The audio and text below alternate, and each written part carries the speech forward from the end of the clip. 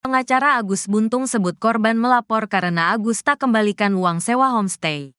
Berikut ini kabar terbaru soal kasus pelecehan seksual yang menjerat IWAS alias Agus Buntung. Agus Buntung diduga telah melecehkan 15 wanita yang 3 diantaranya masih berusia di bawah umur. Namun, Agus masih tetap menyatakan tak melakukan hal tersebut dan aktivitas seksual dengan korban adalah berlandaskan suka sama suka. Jadi Agus merasa tidak pernah memaksa. Apalagi korban ini mengaku bahwa dialah yang membonceng Agus menuju ke homestay dan membayar kamar. Kata Aminuddin, kuasa hukum Agus.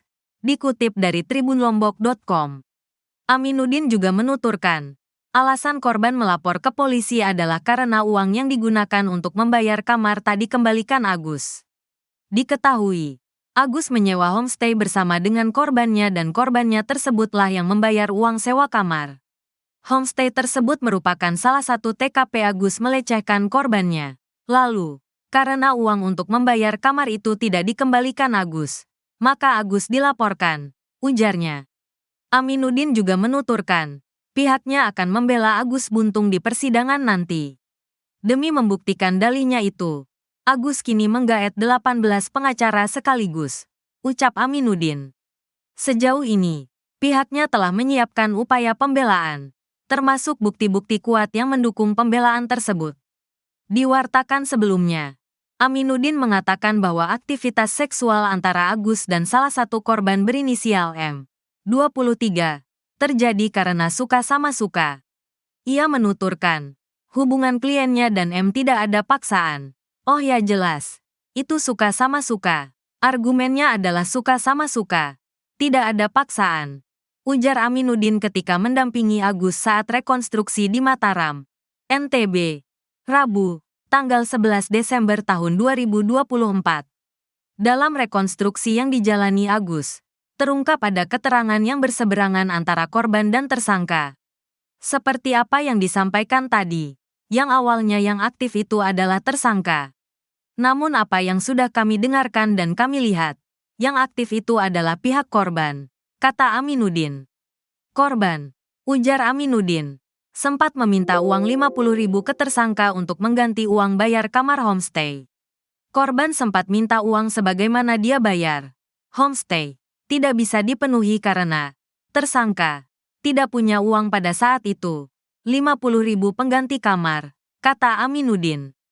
Aminuddin mengklaim bahwa kliennya sudah terbuka menceritakan kejadian kepada tim pengacara. Kami memohon beliau ini terbuka sehingga kami mempunyai ruang untuk melakukan pembelaan, kata Aminuddin. Cara Agus Buntung memilih korban dan mengajaknya ke homestay. Cerita privasi dijadikan ancaman. Proses rekonstruksi kasus kekerasan seksual dengan tersangka Iwayan Agus Suartama, 21, alias Agus Buntung digelar pada Rabu, tanggal 11 Desember tahun 2024. Polda Nusa Tenggara Barat, NTB, membawa Agus ke 3 lokasi mulai Taman Udayana, homestay hingga Islamic Center. Dalam rekonstruksi terungkap cara Agus mengajak korban ke homestay dan melakukan tindak kekerasan seksual. Adegan yang diperagakan Agus merupakan tindak kekerasan seksual yang terjadi pada tanggal 7 Oktober tahun 2024 lalu. Ketua Komisi Disabilitas Daerah, KDD, NTB, Joko Jumadi, menyatakan ada 15 orang yang mengaku dilecehkan Agus terdiri dari mahasiswi dan pelajar. Ia menjelaskan Agus mengincar wanita yang sedang duduk sendirian di Taman Udayana dan Taman Sangkareang, Kota Mataram. Agus melakukan profiling terhadap korban yang sedang duduk sendiri di taman, dengan asumsi ketika dia duduk sendiri dia sedang galau, sedang ada masalah. Disitulah kemudian Agus masuk, bebernya. Agus kemudian mendekati korban dan menunjukkan kondisinya sebagai penyandang disabilitas. Hal itu dilakukan agar korban merasa iba dengan kondisi Agus yang tak memiliki kedua tangan. Akhirnya korban merasa iba dan korban menaruh kepercayaan pada si Agus. Lanjutnya, Agus mencari titik lemah korban dengan menggali informasi yang bersifat privasi dan sensitif. Cerita aib tersebut dijadikan ancaman oleh Agus agar korban mau diajak ke homestay. Joko Jumadi menambahkan para korban merasa terancam dan terintimidasi sehingga tidak berani berteriak ketika berada di homestay. Agus mengancam para korbannya di homestay. Kalau berteriak akan digerebek dan dinikahkan. Dan itu di Lombok sering terjadi. Itulah yang kemudian karena korban tidak mau dinikahkan, pungkasnya.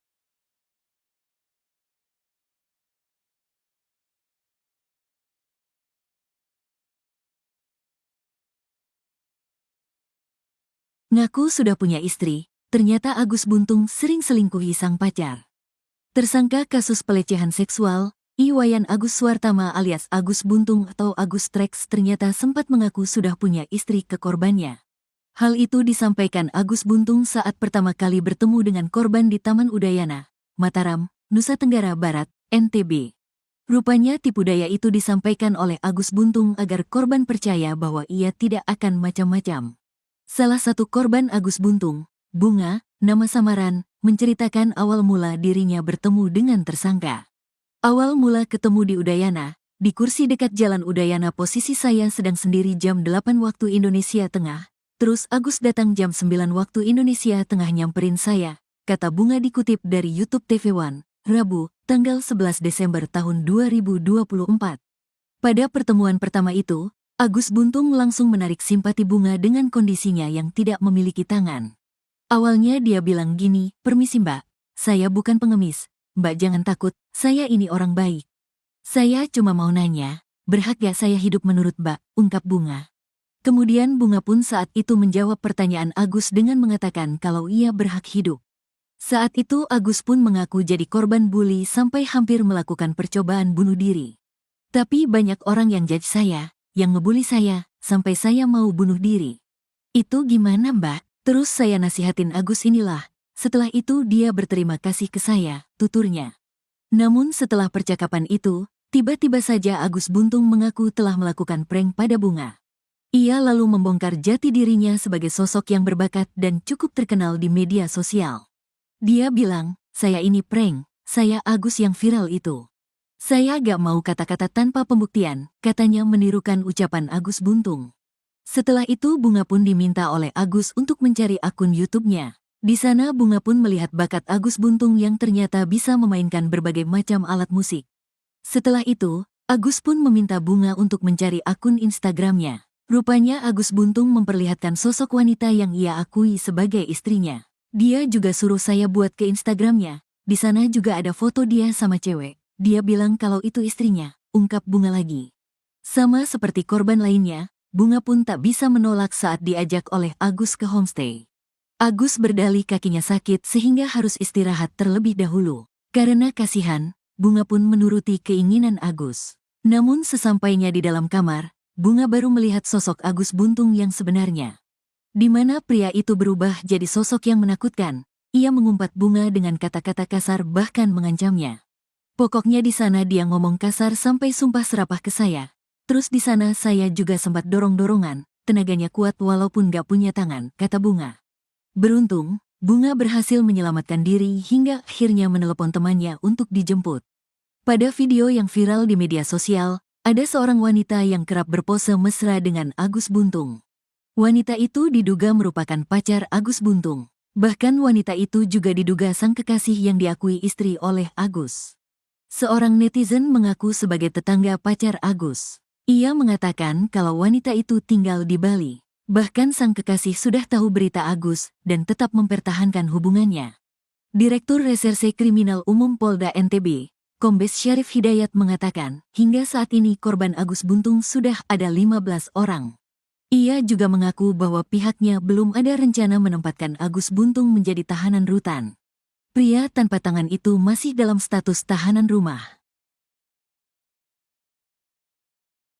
Terungkap Agus Buntung selalu pesan kamar nomor 6, seminggu bisa bawa 5 cewek. Sejumlah fakta baru terungkap dalam rekonstruksi kasus dugaan pelecehan seksual yang dilakukan Iwayan Agus Suartama alias Agus Buntung. Salah satunya mengenai lokasi Agus melakukan pelecehan di Nangs Homestay. Penjaga Nangs Homestay, Iwayan Kartika mengungkap kebiasaan Agus Buntung yang kerap menyewa kamar homestay yang diduga menjadi lokasi pelecehan sejumlah korban. Wayan mengatakan, dalam sepekan Agus bisa membawa 3-5 cewek yang berbeda ke tempatnya.